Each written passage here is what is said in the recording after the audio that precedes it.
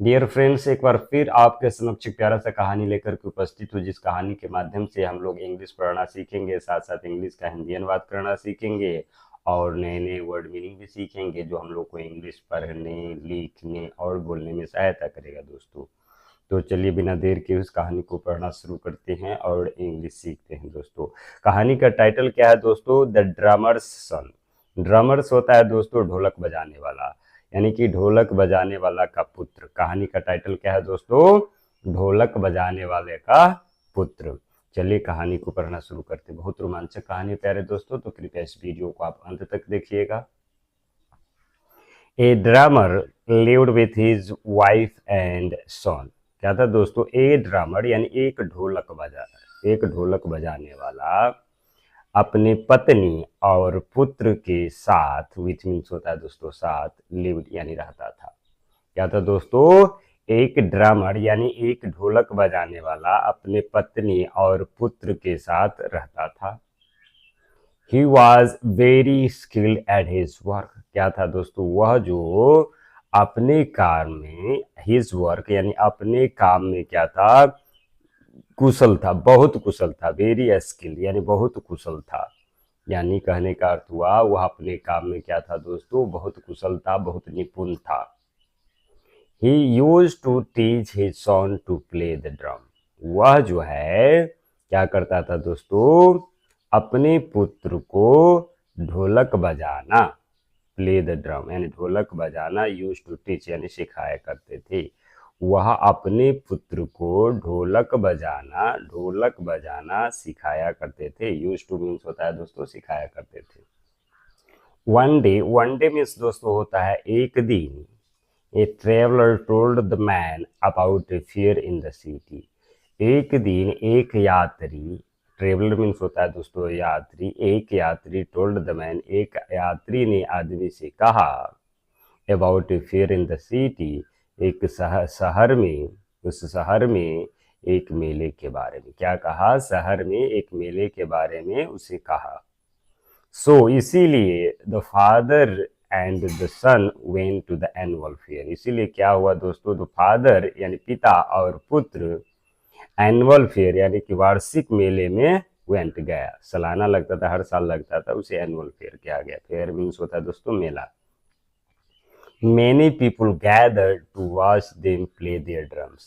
Many people यानी बहुत सारे लोग, अनेक लोग क्या हुए दोस्तों?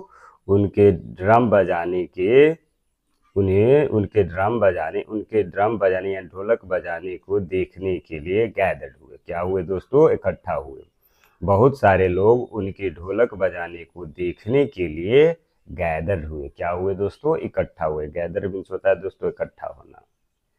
And they earn a lot of money. और क्या हुआ दोस्तों? वे जो है a lot of money means होता है दोस्तों बहुत सारा रुपया अर्न किया यानी कमाया। ऑन द वे होम यानी कि घर के रास्ते में। क्या हुआ दोस्तों? ऑन द वे होम यानी घर के रास्ते में, जब वो घर लौट रहा था उस रास्ते में, they had to cross a huge forest. उसे जो है दोस्तों क्या था? उन्हें ए ह्यूज फॉरेस्ट यानी एक बहुत बड़ा जंगल क्रॉस करना यानी पार करना था। क्या करना था दोस्तों? हैड टू मीन्स होता है कोई चीज करना था पास्ट में के लिए। क्या करना था? जंगल, ए ह्यूज फॉरेस्ट यानी बहुत बड़ा जंगल, क्रॉस यानी पार करना था। The forest had wild animals and was also inhabited by robbers. क्या था दोस्तों? द फॉरेस्ट जो था, जंगल जो था, हैड ए विल्ड एनिमल्स, जंगल में क्या था दोस्तों? विल्ड एनिमल्स यानी जंगली जानवर था। And was also inhabited by robbers, और क्या था दोस्तों? और जो है रॉबर्स, और उस जंगल में क्या था दोस्तों? डाकू भी बसे हुआ था। डाकू भी बसे हुआ था। इनहेबिटेड मीन्स होता है दोस्तों बसे हुआ, डाकू भी वहां बसे हुआ था। The man warn his son to be quiet. वो आदमी जो था, जो दोस्तों ड्रमर वाला, अपने पुत्र से कहा बी क्वाइट, यानी कि अपने पुत्र से शांत रहने के लिए। बी क्वाइट यानी शांत रहने के लिए अपने पुत्र से वार्न किया यानी कहा। वह अपने पुत्र से बी क्वाइट यानी शांत रहने के लिए वार्न किया यानी चेतावनी दिया। He did not want to attract the animals और द रॉबर्स। कहा कि he did not want to attract the animals और रॉबर, वह जो है एनिमल यानी कि जानवर और डाकू को अपनी ओर अट्रैक्ट यानी कि अट्रैक्ट नहीं करना चाहता था, आकर्षित नहीं करना चाहता था। अट्रैक्ट मीन्स होता है दोस्तों आकर्षित करना। But his son wanted to scare away the robbers by playing the drums. लेकिन क्या था दोस्तों, बट हिज सन यानी कि उसके पुत्र जो है wanted to scare away the robbers by playing the rob, लेकिन उसके पुत्र जो है ढोलक बजा करके रॉब डाकू को क्या करना चाहता था, स्केयर अवे यानी डरा करके दूर भगाना चाहता था कि हम ढोलक बजाएंगे तो क्या होगा, डाकू जो है डर से भाग जाएगा। The thieves heard the sound. क्या हुआ दोस्तों, थीव्स जो था यानी कि जो चोर होता है, थीप मीन्स होता है चोर, या थीव्स यानी चोर जो था, हर्ड द साउंड यानी कि आवाज को चोर ने हर्ड कर लिया यानी सुन लिया। And rubbed them of all the money, और कर ले क्या कर किया दोस्तों, ऑल द मनी यानी सभी रुपयों को जो है रब्ड कर लिया यानी लूट लिया। इस कहानी का मोरल क्या है प्यारे दोस्तों, always act as per the situation, यानी हमेशा क्या करना चाहिए, स्थिति के अनुसार एक्ट करना चाहिए यानी प्रदर्शन करना चाहिए। आपके साथ जैसा स्थिति है, जैसा मुसीबत है, उस प्रकार का व्यवहार करना चाहिए।